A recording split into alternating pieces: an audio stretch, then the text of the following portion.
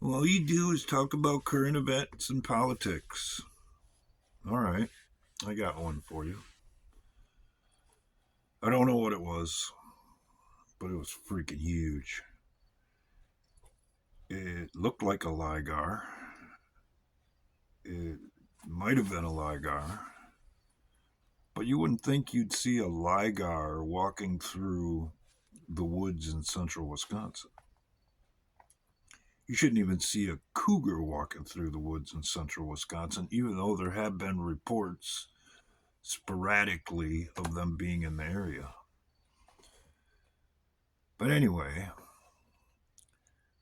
I'm sitting in the woods on a moderately windy day, and the first thing I noticed is that the blue jays aren't ratting me out. Because anybody who's spent any time in the woods deer hunting, the blue jays spot you, they'll rat you out, making their squawk every single time. And that didn't happen that day. As a matter of fact, I didn't see anything else. Not a squirrel, not a rabbit, nothing. So I'm sitting there complaining to myself about what the hell am I sitting out here in the cold for? It's windy, it's cutting right through me. You should just hang it up and go home. Well, about the time I was going to do that, I hear this crunch, crunch, crunch from behind me. And I was pretty sure it wasn't a squirrel because, well, if you're a deer hunter, you know what I'm talking about. A squirrel will sound kind of like a deer, but you can tell the difference by the amount of ground that it's making as you're hearing it come through the leaves. I was like, well, there must be a deer coming. Maybe this isn't a wasted day after all. I'm sitting there looking in the brush over my left shoulder because it's going to come out behind me. And this nose showed up. It was probably about yay big. And that should have tripped my attention right away, but it didn't. And I could even see kind of the outline of its head. And it was the right color. I'm still in deer mode. But I have this protocol that I do whenever I'm in a situation like that because I missed a 14-point buck because I was looking at the doe that I seen and not the buck that was trailing her. So I have a habit of trying to read the animal and knowing that it's going to stop and survey the clearing before it steps out and make a quick head scan one way or another to try and determine whether or not anything else is in the area. Well, I did that.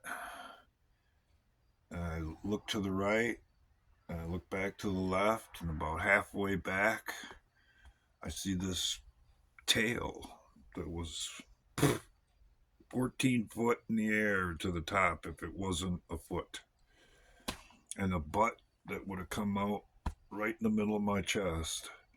And I'm 6 foot tall. And I've worked around milk cows. I know how big an animal has to be to if it's that tall. I couldn't believe it. And I'm start eyeballing where this thing went, looking at the pine tree that its tail came right to the top of, trying to estimate how tall that is. And it was at least 14 feet. And the tail was right even with the top of the tree. So I'm trying to make sense of what I just seen, and obviously I couldn't. And it's right then that it dawned on me, damn, that thing just walked down the trail, and I'm gonna have to take to get out of here. And that wasn't gonna happen. I'm not walking that trail. It ain't happening. There's way too much scrub and ambush spots and all that. It's thick as could be. It was logged off a couple of years before, so it was all old limbs and scrub brush. I ain't going in there. So I sat there for quite a while until it was twilight, or just before. And I was like, well, I can't walk out in the dark. I don't have a flashlight, so it's time to go one way or another.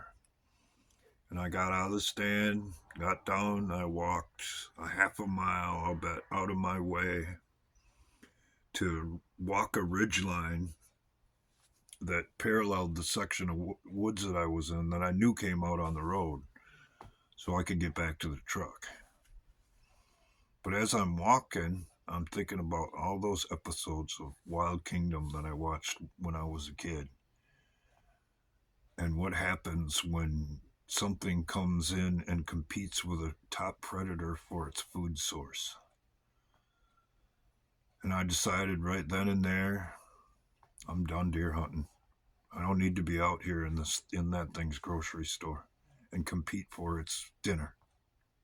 They make stores just for us human beings, and I'll be more than happy to shop in one of them.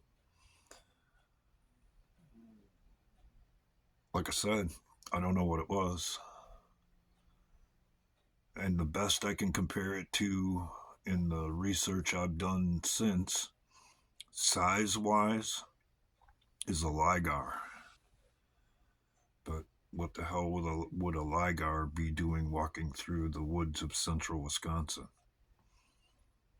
And based on what I know about nature, if there's one out there living in the wild, there's probably more. And I ain't tangling with that. I had a 308 in my hand that day, and I wasn't sure if it came down to it that it'd be enough. Do I wish I hadn't have made my head scan? Yes and no. Because that thing literally went from my left side over here in front of me to the trail that I walked in on within the amount of time that I went like this. Do I wish I would have seen it full on? In a way, I do. But then again, in a way, I don't. I have seen things on the water in Wisconsin, in the air in Wisconsin, and in the woods that weren't supposed to be there. And if I had to credit anything to me questioning what goes on in the world, it's those experiences. Because it became obvious to me after it happened on more than one occasion. Because I've had one on the water and three in the woods, well, one behind the wheel, actually, of things that shouldn't have been there, that defied description.